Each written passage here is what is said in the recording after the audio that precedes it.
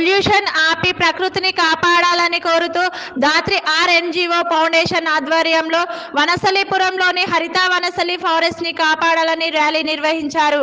పక్కనే ఉన్న ఆటోనగర్ నుంచి కెమికల్ వ్యర్థాలు డైరెక్ట్ గా ఫారెస్ట్ లోకి వచ్చి చెట్లను నాశనం చేశాయని అధికారులకు ఎన్నిసార్లు చెప్పినా పట్టించుకోవడం లేదని ఆటోనగర్ కు చెందిన కెమికల్స్ ని ఫారెస్ట్ లోకి రాకుండా నియంత్రించి ఫారెస్ట్ లో ఉన్న చెట్లను మరియు జంతువులను కాపాడాలని డిమాండ్ చేశారు.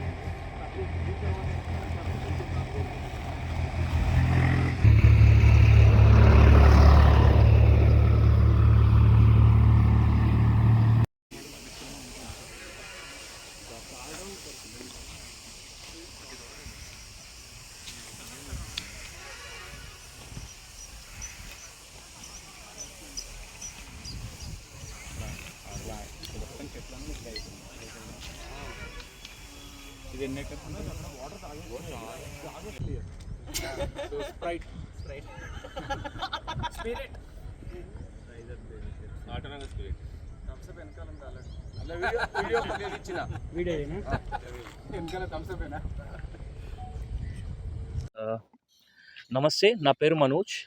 నేను దాత్రి అని ఒక ఎన్జిఓకి కో-ఫౌండర్. సో ఇప్పుడు మేము ప్రస్తుతానికి ఎక్కడ ఉన్నామంటే హరిత వనస్థలి నేషనల్ పార్క్.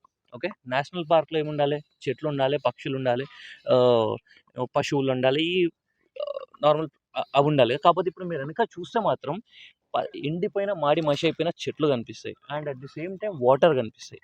ఆ వాటర్ ఏంటి? Chemical water. ఓకే, సో ఈ కెమికల్ వాటర్ అనేది హరిత వనస్థలి పార్క్ అవతల సైడ్ ఆటోనగర్ ఇండస్ట్రియల్ ఏరియా ఉంది. అంటే ఇట్స్ ఇండస్ట్రియల్ ఏరియా అంటే అక్కడ ఏదో ఇండస్ట్రీస్ ఉన్నాయని కాదు, కాకపోతే battery shops, mechanical shops, automobile shops, వీటన్నిటి వల్ల అటన్నిటి నుంచి రిలీజ్ అయ్యే కెమికల్స్, యాసిడ్స్, గ్రీజ్, ఇవన్నీ ఏం చేస్తున్నారంటే వాళ్ళు సీవేజ్లో వేస్తారు, డ్రైనేజ్లో. ఆ సీవేజ్ లైన్ అనేది ఇలీగల్గా టీఎస్ఎస్ఐసి ఏం చేస్తుందంటే వాళ్ళ ల్యాండ్ ఒకటి ఉంది, ఆ ల్యాండ్లోకి డైరెక్ట్ పైప్ లైన్ కనెక్ట్ చేసి వాళ్ళ ల్యాండ్ వెనక వదిలేసి అక్కడి నుంచి ఫారెస్ట్ మధ్యలోకి ఒక కల్వర్ట్ కట్టి ఆ వాటర్ని మొత్తం డైరెక్ట్ కల్వర్ట్ నుంచి ఫారెస్ట్లోకి డైవర్ట్ చేస్తున్నారు. ఈ ప్రాసెస్ అనేది 3 years నుంచి జరుగుతుంది, 2.5 years నుంచి 3 years నుంచి జరుగుతుంది. సో 2.5-3 years తర్వాత ఈ ఫారెస్ట్ వచ్చేసి almost 15 square kilometers of forest ఈ కెమికల్ వాటర్తో నిండిపోయింది. ఓకే, సో దీనివల్ల మీరు వెనక చూసుకుంటే ఫస్ట్ ఏంటంటే ఆల్మోస్ట్ ఒక 5,000 నుంచి 10,000 చెట్లు చచ్చిపోయినాయి. లోపల ఎందుకంటే నేషనల్ ఫారెస్ట్ కాబట్టి లోపల జింకలు ఉంటాయి, నెమళ్ళు ఉంటాయి, అడవి పందులు ఉంటాయి. సో ఇవన్నీ ఏంటంటే డైలీ ఇక్కడ వాటర్ తాగడము, దాని ఏమంటారు చచ్చిపోవడము. లోపలికి కొంచెం ముందుకెళ్తే మీకు చాలామంది అవి చచ్చిపోయిన అవి కూడా మీకు కనిపిస్తాయి. సో ఇంకోటి, ఈ ఫారెస్ట్ చుట్టూ మినిమం 25 కాలనీస్ ఉన్నాయి, అంటే 10,000 మంది నివసిస్తారు ఇక్కడ. సో సాయంత్రం కాగానే ప్రతి ఇంట్లోకి ఈ కెమికల్ వాసన వల్ల రెస్పిరేటరీ ఇష్యూస్, లంగ్స్ సంబంధించిన ఇష్యూస్, దగ్గు, జలుబు, చిన్నపిల్లలు హాస్పిటల్ పాల్గొనడం ఇలాంటివి జరుగుతుంది. ఇంకోటి, ఈ చుట్టుపక్కల కాలనీస్ అన్నిటికీ ఈ కెమికల్ వాటర్ వల్ల గ్రౌండ్ పొల్యూషన్. సో దీని గురించి మేము కొన్ని 2 years నుంచి కొట్లాడుతున్నాం. As a part of it 6 months ముందు GHMC, TSIC and pollution control board వీళ్ళందరూ మీటింగ్ పెట్టి వాళ్ళు ఏం చేస్తారంటే pollution control board guidelines release చేసింది. ఏమన్నదంటే మీరు ఇమీడియట్గా కెమికల్ పొల్యూషన్ ఆపేసేయాలి. అంటే వాళ్ళు ఏం చేస్తారంటే 6 months బ్యాక్ ఒక ఎస్టీపీ సీవేజ్ ట్రీట్మెంట్ ప్లాంట్ పెట్టారు. కాబట్టి ఫస్ట్ థింగ్ ఏంటంటే సీవేజ్ ట్రీట్మెంట్ ప్లాంట్ కాదు, ఇక్కడ పెట్టాల్సింది ఎఫ్లూయెంట్ ట్రీట్మెంట్ ప్లాంట్. వాళ్ళు పెట్టేటప్పుడే మేము అపోజ్ చేసాం.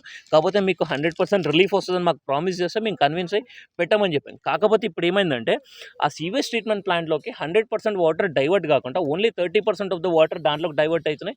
ఇంకా 70% ఆఫ్ ద వాటర్ ఫారెస్ట్లోకి వెళ్తున్నాయి. ఎందుకంటే అది అవుట్ ఆఫ్ కెపాసిటీ, అది ఓన్లీ 100 KLT వాటర్ ప్లాంట్ అది. Sewage treatment plant. సో దానివల్ల వాటర్ మళ్ళీ దీంట్లోకి వస్తున్నాయి. వాళ్ళు కోట్ల రూపాయలు ఖర్చు పెట్టి సమస్య మాత్రం తీర్చలేదు, పరిష్కారం తీసుకురాలేదు. సో దీనికోసమే ఈరోజు మేము Hyderabad cycling revolution, techie ride, Vishwa sustainable foundation, ఇంకా కొన్ని NGOs అండ్ ఇక్కడ local colony presidents and local colony అసోసియేషన్స్తో కలిపి ఈరోజు ప్రొటెస్ట్ చేయడం జరిగింది. సో అట్లీస్ట్ దీని తర్వాత అయినా కానీ అధికారులను మెలుకుంటామని కోరుకుంటున్నాము. అట్లీస్ట్ మన ఫారెస్ట్ని కాపాడుకుంటారని కోరుకుంటాం. నా పేరు రఘు అండి, టెక్కీ రైడ్ NGO ప్రెసిడెంట్ని. ఈరోజు దాత్రియార్ ఫౌండేషన్ వారు చేస్తున్న ర్యాలీ గురించి ఇక్కడికి ఇన్వైట్ చేయడం జరిగింది. ఇక్కడ చూస్తే పరిస్థితులన్నీ కూడా చాలా ఇబ్బందికరంగా ఉన్నాయి. 20-25 కాలనీలు ఇక్కడ చుట్టుపక్కల ఉంటూ ఉంటారు.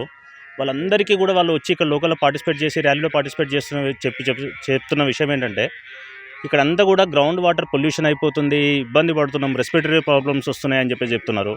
కాబట్టి రాజకీయ నాయకులు కావచ్చు, లేకపోతే వివిధ ప్రభుత్వ సంస్థలు కావచ్చు, దీని మీద ప్రత్యేక శ్రద్ధ వహించి ఈ పొల్యూషన్ కంట్రోల్ చేసుకోవడానికి చొరవ తీసుకోవాలి. గత 3 సంవత్సరాలుగా ఇక్కడ లోకల్ వాళ్ళు కానీ వీళ్ళు కానీ కొట్లాడుతున్నప్పటికీ కూడా ఏదో తూతూ మంత్రంగా చేశారు, కానీ ఇవన్నీ కూడా ఏది కూడా శాశ్వత పరిష్కారాన్ని ఇవ్వలేకుండా పోతున్నాయి. ఒక STP ఏర్పాటు చేశారు, దాంట్లో కెపాసిటీ 20-25కు మించి లేదు. అది ఒకవేళ పర్ఫెక్ట్గా పనిచేసినా కూడా కొంత ఉపశమనం ఉంటుంది. కాబట్టి ఈ విధంగా అధికారులు ప్రయత్నం చేయాలని చెప్పేసి టెక్కీ రైడ్ నుంచి నేను కోరుకుంటున్నాను. ధన్యవాదాలు.